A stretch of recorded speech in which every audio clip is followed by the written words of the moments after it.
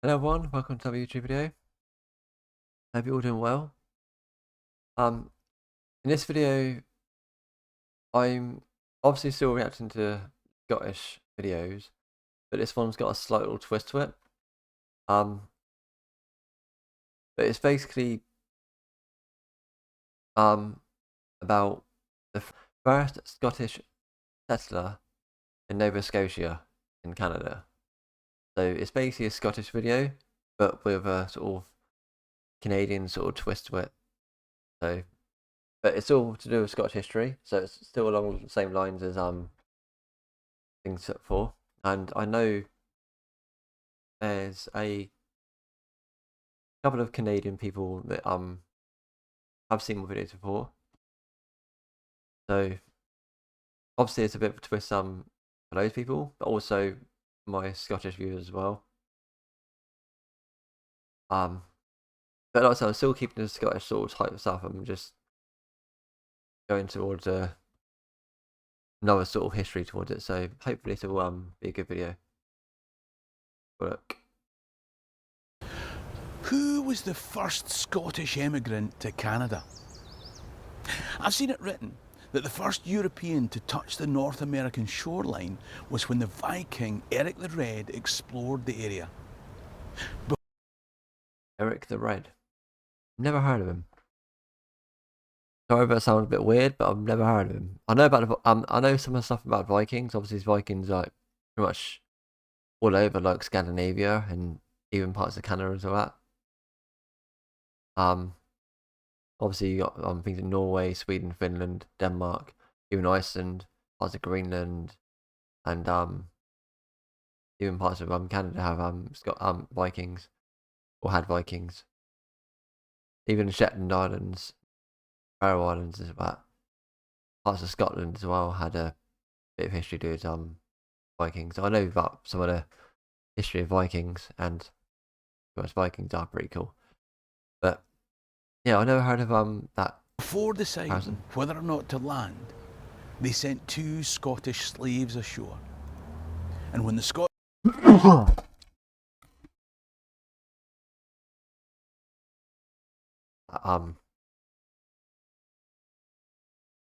survived 24 hours without being attacked by man or beast, the Vikings followed. Now, I can't confirm the truth of that story, but there's a later tale of Henry Sinclair, the Prince of Orkney, an ancestor to the builder of Rosslyn Chapel.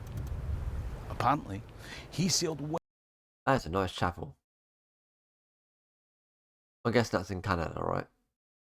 Nova Scotia. West with some Venetian sailors and discovered the Americas before Christopher Columbus. Now that Well, I know who Christopher Columbus is. may or may not have been true, but I can confirm the journey of Alexander Fraser. So if you're interested in the people, places and events in Scottish history, Wow. then click. Sorry, let's get back to. Where is it? Fraser. So if you're interested in the people, That building, it reminds me of a sort of Gothic type like building. Really nice sort of Gothic type looking building. I'm a big fan of the Gothic stuff. Hence being the Goth myself, but I do like the Gothic buildings, especially the old school ones. places and events in Scottish history, then click the subscribe button at the bottom right of the screen and ring the notification bell to be told when I upload new videos. In the meantime, let me tell you a story. Sandy Fraser was a schoolboy in Beaulieu on April the 16th, 1746. So for him, the 15-mile walk he was about to take would have seemed comfortable compared to some of the challenges to come. At the end of the walk, he found himself standing with other schoolboys, peering as a group out onto Drumossie Moor. He saw his clansmen line up against the Redcoat Army and Tarm Jerrick. Redcoat Army. Kin to the lords of Lovat, Sandy saw 2 of his brothers shot down that day on Culloden Field. Bloody hell. To say nothing of members of his wider family. Jesus. A year later in London, his clan chief would be the last person to be executed by beheading in Britain for his part in the Jacobite Rising. I heard a little bit about Jacobites. I don't actually know a lot about it. The 18th century saw the start of a wave of immigration from Scotland across the Atlantic. Now, this wasn't the clearances that would come later. Folks were... Well, I would say recent, but it's very recent. I thought it was going to be something like the 14th century, 15th century, but did you say 18th century? Hold on. The 18th century saw the start of a wave of immigration from Scotland across the Atlantic. Now, this wasn't the clearances that would come later. Folks weren't yet being forced out of their homes, but being lured with promises of land. Land so good that you'd hear your children complain. Also, I know there's some irrelevant to what you said, but is Nova Scotia obviously it's got Scotia. Is that like the Scottish part of Canada? Is that what it's named after? Sort of a Scottish part of Canada. Just out of curiosity. But obviously, I'm guessing now. Obviously, a lot of Scottish people want to try and stick in Scotland now. I know there's a lot going on, especially with England and all that. But I do hope Scotland do get independence. I mean, I did say it in my last video. But the way things are going, Scotland deserve independence, in my opinion. But you know. Oh, Mum, not milk and honey again. Speculators like John Pagan would obtain a grant of land from the Crown on condition that they populated the area with colonists who would clear and farm the land to grow a new colony. Now, the number of Scots in the market for... So I guess, obviously, him saying grow new land is basically what, going off what I just said, about Nova Scotia being like the Scottish land of Canada. Because I know obviously you got Quebec, which is like where a lot of people speak French and that. Don't know much about the history behind that. I know like a little bit of it, but I don't know a lot about history. But I know they speak French in Quebec. But Nova Scotia, I'm guessing that's the Scottish part of it. Milk and honey-soaked land was such that when he published adverts in the autumn 1772... I'm not reading about it, but Scottish Advertiser, 1772. Editions of the Glasgow Journal and the Edinburgh Advertiser, Pagan was pretty sure... I haven't seen the Advertiser for years. I mean, not in my... I know I'm in like south of England. But I haven't seen the Advertiser. I used to get through a door like sort of every like Thursday. But now I never see it anymore. Got to scrap the paper. A never to be repeated opportunity of a lifetime would fill the boat in days. The first 20 families to apply would get 150 acres for husband and wife and 50 more for each child and servant. Not only that, the 6p an acre fee was on the basis of buy now, pay later. And no doubt, double club card points. Double club card points. Referencing Tesco there. That they had club card back then, but I mean, okay. All you had to fork out now was the price of the passage. Form an orderly queue, ladies and gentlemen.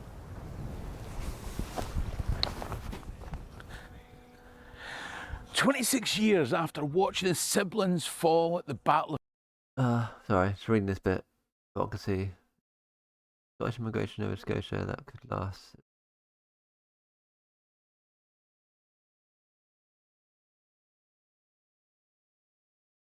As they fought freedom of possessing and thriving their own piece of land, made them a fundamental part of Canada's history against the odds.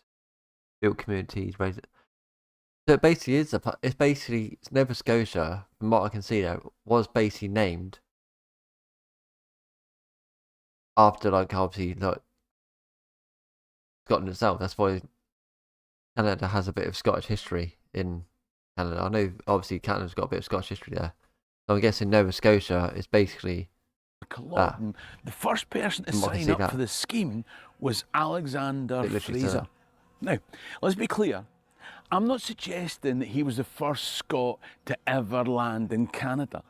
We've already covered possible candidates for that, and there were others from the time of the 1629 naming and colonisation of Nova Scotia. Oh, incidentally, I made a video about that. Just come back and click the link top right. Right. He just mentioned about a video about why it's called Nova Scotia. Obviously I just read that little piece there, so I got a little idea.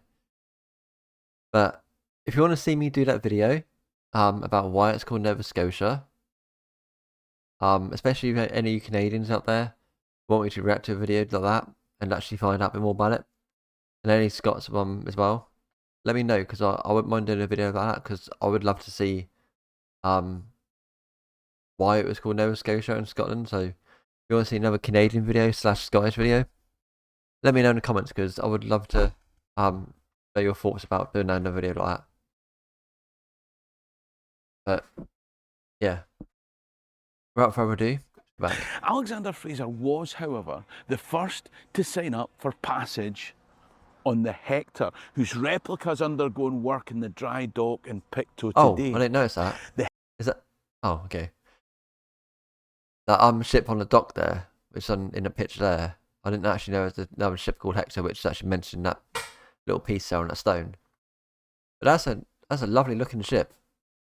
I mean, I know obviously about some ships like the HMS Victory, things like that. Obviously, Lord Nelson, obviously that's a bit of history, which I know about as well.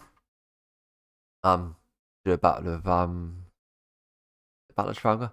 Yeah, the Battle of Trafalgar. Lord Nelson had his arm shot off and all that sort of thing. But I'm not going through that history because it's nothing to do with this. But that is a nice looking ship actually.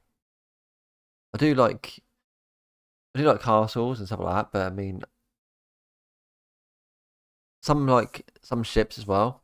Quite like some ships, especially like the old sort of older style ships. I'm not like talking about the like ships to do with like the Queen Mary or things like that. I mean, not get it wrong, it's not a bad looking ship, but it looks more like a ferry than it does an actual ship like this.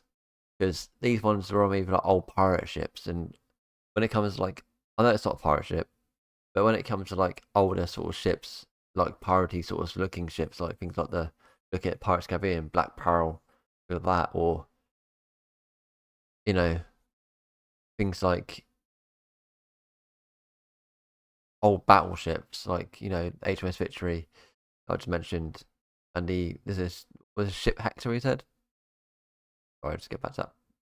Yeah, ship Hector. Was there a? Is it just called ship Hector, or is it like a?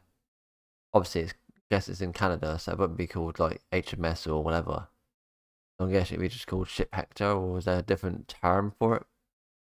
I'm guessing any of you Scottish people know that. Let me know in the comments. But even though you Canadian people know as well, feel free to let me know as well. Whose replicas undergoing work in the dry dock in I just went back, Pictou but it's today. fine, again. The Hector was the first of a wave of ships that would open the floodgates to 100 years of vessels carrying people running to, running from, or expelled from landholdings in one side of the Atlantic or another. That's why the Hector's significant, and that is why Alexander Fraser, as its first, might be considered its most significant passenger. So Alexander Fraser was the first person to go from Scotland or settle in Scotland from to Canada, basically. Interesting. The one thing as well, I will say a bit relevant.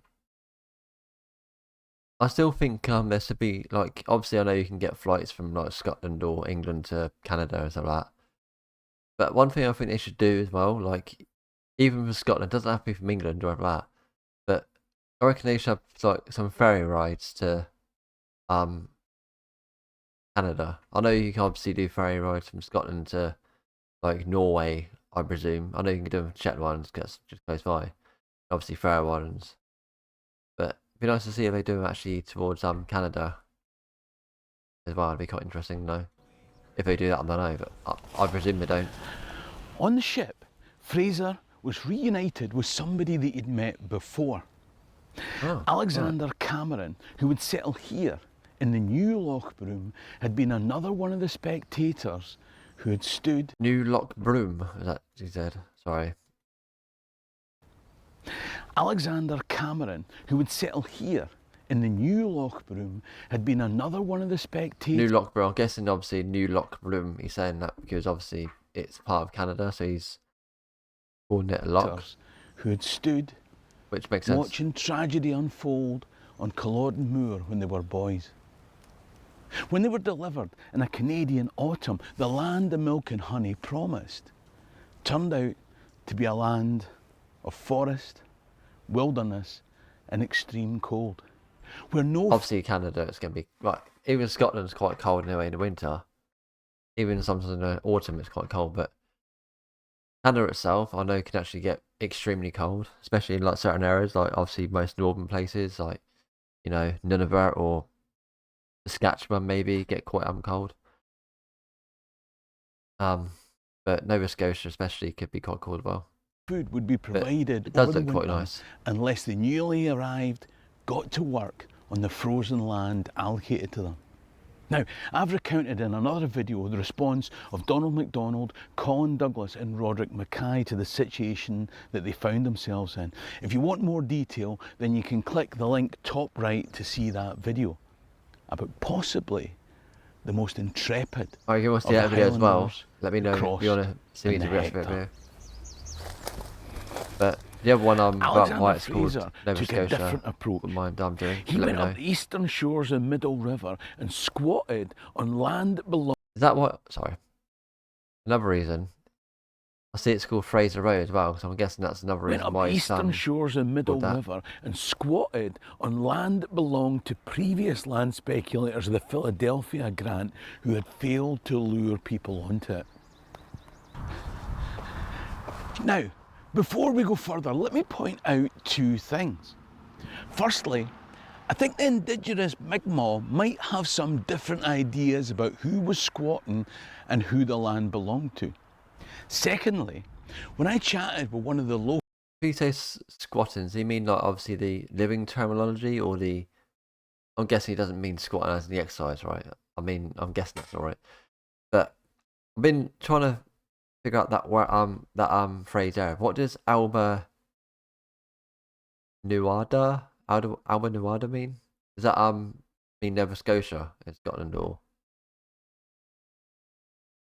let me know. I'm sorry I don't understand that one's a bit new to me. Called Gaelic speaking Kate Brett I learned a bit, on this trip. He pointed out that without Mi'kmaq I know a bit. and the help that they provided to his ancestors through their first winter, he would never have been here today. The New England settlers who had remained from the Philadelphia land grant had also survived with Mi'kmaq help. We can attribute success in this area today to the resolution of Scotsmen or the resilience of Highlanders. At least as much should be ascribed to the generosity of indigenous peoples. Just like our settlers, this channel couldn't survive without... I must admit, Canada, Nova Scotia does actually look quite nice.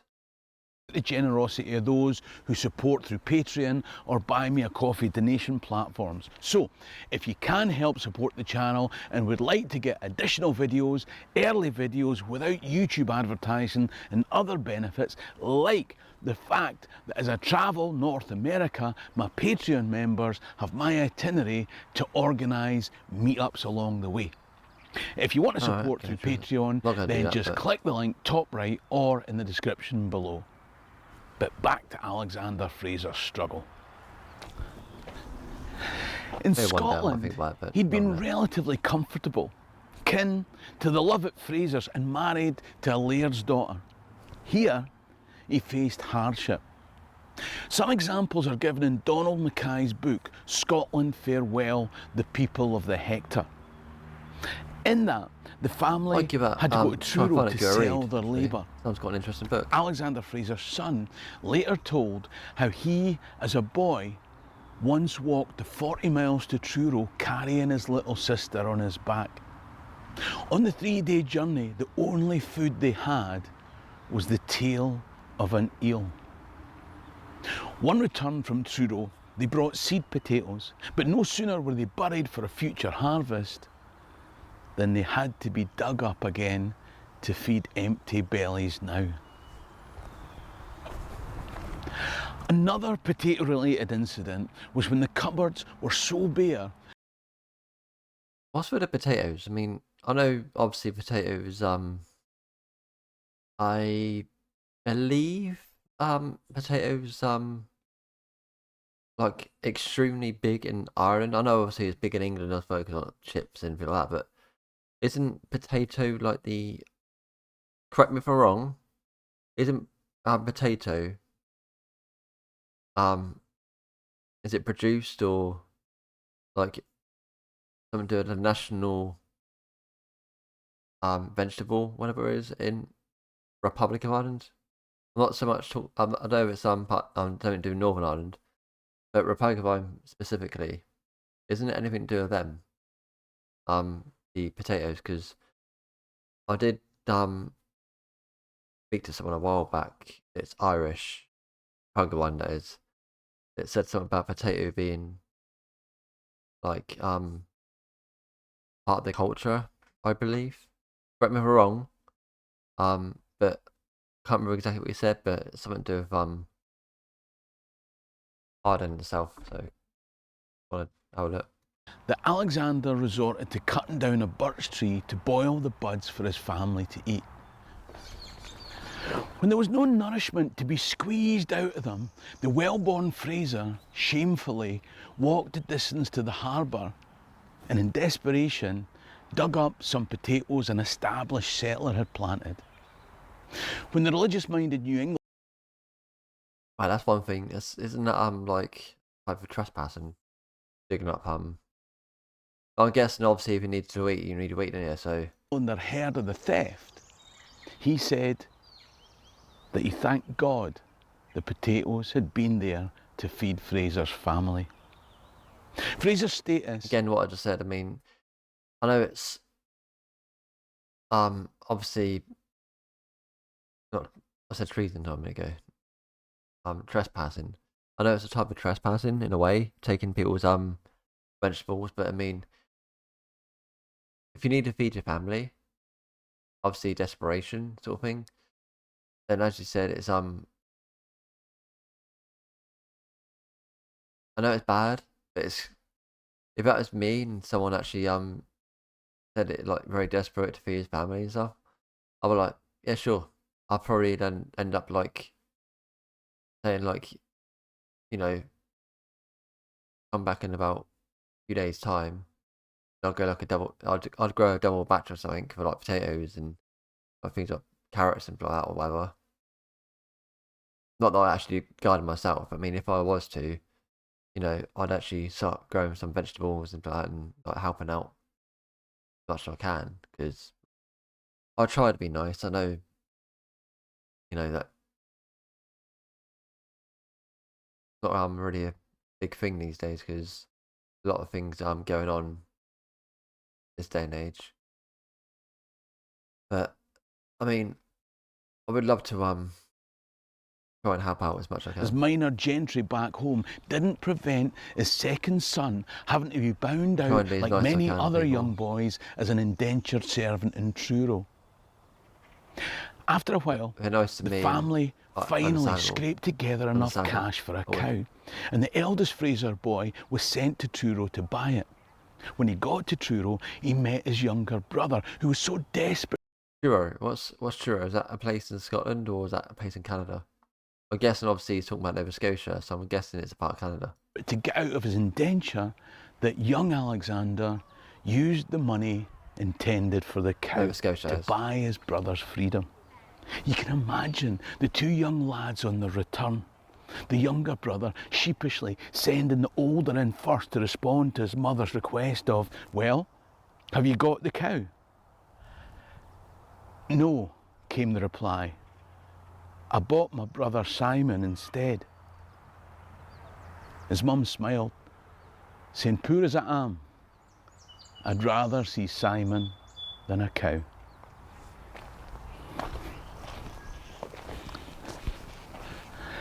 Another time, mother saw the depths of the children's hunger and killed the only laying hen because there was nothing else to eat. They had no salt, so they boiled it in salt water from the sea as seasoning. With no vegetables, she used herbs from the forest that the natives had assured them were trustworthy. Needless to say, they were soon hungry again, and the cycle continued. You wouldn't think to look along Fraser Road today in a Canadian spring, but back then the winters were harsh and long. However good your trousers are, they're useless without 2 pairs of stockings and hair-lined moccasins tightly laced with thongs. If I'm not careful, my nose and lips freeze, and my ears are always in danger from the north wind with its biting bitterness. Yeah, because obviously I'm guessing that'd be very cold, especially like a place like Nova Scotia or any parts of Canada itself. Like I said, about Saskatchewan, possibly Newfoundland, Quebec could probably got strong, quite cold. Even places like Vancouver, I'm guessing quite cold. But they struggled on, dressed in homespun clothing like their New England neighbours elsewhere in the area. But on special occasions, they wore the kilt, a freedom denied. Obviously, again, Scottish culture, isn't it? Using the kilt. To the Highlanders who'd remained in Scotland, unless they joined the British Army. Slowly but surely, the Frasers made headway. They learned fishing, forestry and hunting in a new environment. They cleared and cultivated land with axe and spade, foothoe and sickle. They first harvested a crop of potatoes that could feed the family, then enough surplus to carry on their backs to market. They reaped some oats. Fern.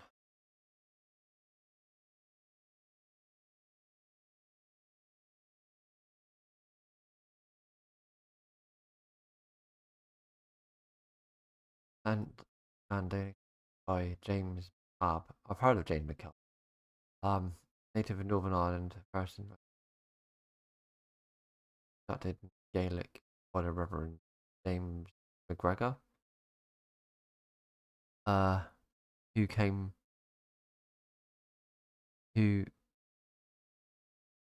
from Scotland in 1786, I believe. And replanted till eventually they had enough for porridge. Shellfish from the harbour and salmon from the river, and little by little they made this place work. That's a nice little cabin. All the way along, receiving advice from natives and more established settlers alike. Others settled around them. Donald MacDonald, Colin Douglas, Alexander Ross from near Ullapool, James MacLeod from Sutherland and Kenneth Fraser.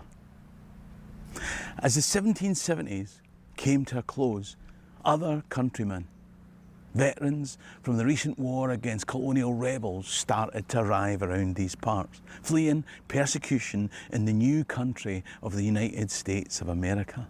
This area became overwhelmingly Scottish. The community requested Gaelic-speaking Presbyterian ministers from Scotland.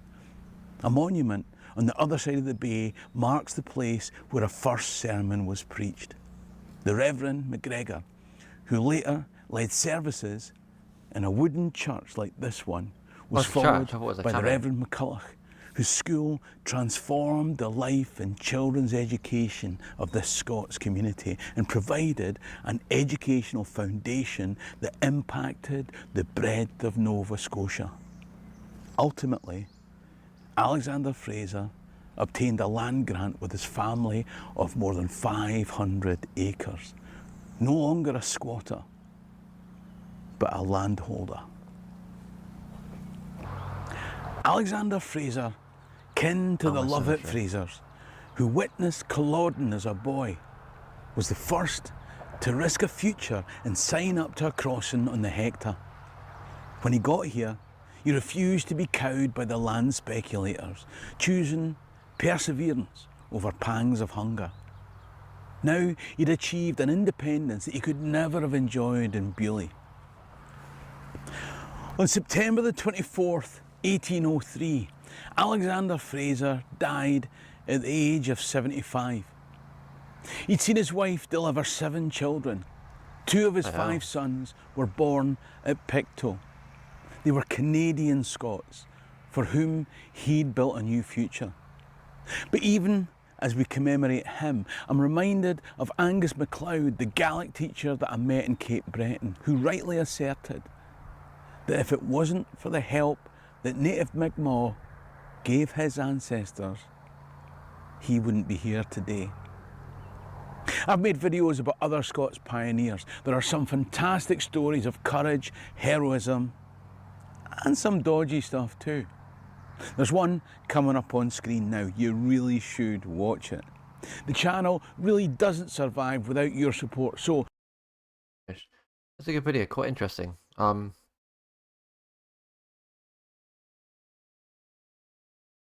you like the video, feel free to give it a thumbs up. But yeah, it's quite an interesting video actually, because obviously I knew Canada had a bit of